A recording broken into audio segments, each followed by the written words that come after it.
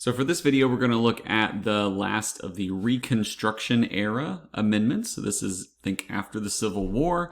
And this is the 15th Amendment, which helped to expand the vote. It was ratified in 1870. So it did come a few years after the Civil War had ended. Let's look at the actual text of the amendment. The right of citizens of the United States to vote shall not be denied or abridged by the United States or by any state on account of race, color, or previous condition of servitude. That's section 1. That's kind of the main section. Section 2 just gives Congress the power to enforce this amendment by appropriating legislation, by passing laws.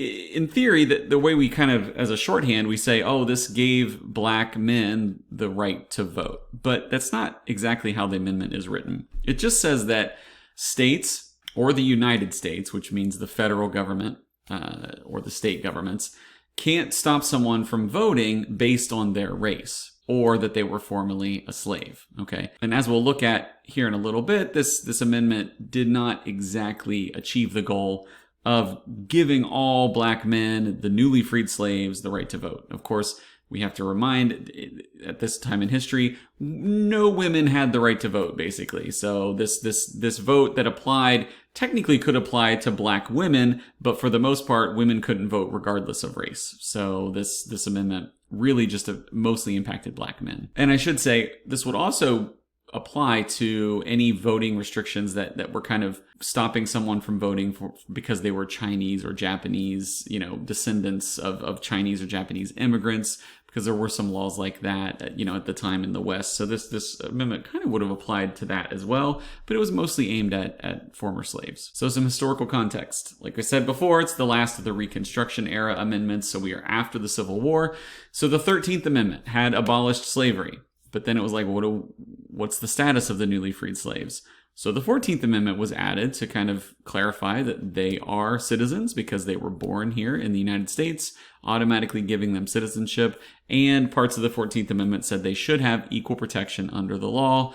In theory, we know in practice this did not always happen. So the 15th Amendment was meant to kind of, okay, now these newly freed slaves are citizens. We need to make sure they are able to vote because that wasn't exactly guaranteed, especially in states in the South where most of these black citizens lived because it's where they had formerly been enslaved. So the immediate impact of this amendment was huge. Right out of the gate, there were federal troops in the South there to enforce this amendment and make sure that the southern states actually followed the rules for the most part, and black men came to vote in huge numbers. There were massive populations of black citizens in the South now that had been enslaved, and they elected thousands of black men to elected positions. We're talking local, state, and even federal positions that in the first few years after this amendment was passed, so think like the early 1870s, we really saw a big impact where there were black legislators being elected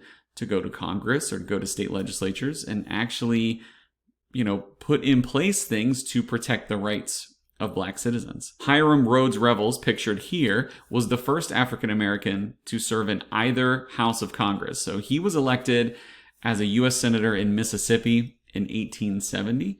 And then after that, there were several House members and a couple other senators that were elected. Now, the impact of this amendment did fade over time as federal troops retreated from the South, kind of in a bargain with the Republican and Democratic Party. Basically, the Democrats agreed to give the Republican candidate the presidency of the United States. In exchange, the troops were pulled out of the South, and the Democratic Party mostly took control again as they were controlled by the powerful whites who regained power in governments in the South. In a lot of ways because they used violence and terrorism to intimidate and murder black politicians or black voters to keep them away from voting. And this allowed the white Southerners former slaveholders, former people in power in the South, kind of regained control.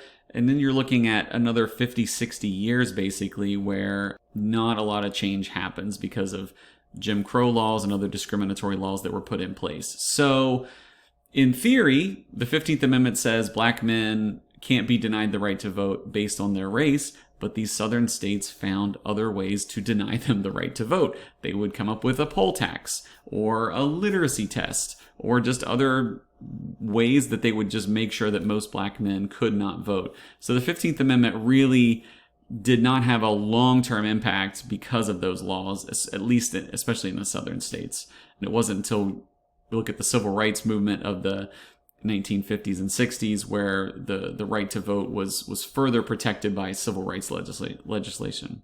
So that's kind of an overview of the 15th Amendment, kind of caps off this Reconstruction group of amendments. And if you have any questions about this, please contact your government teacher.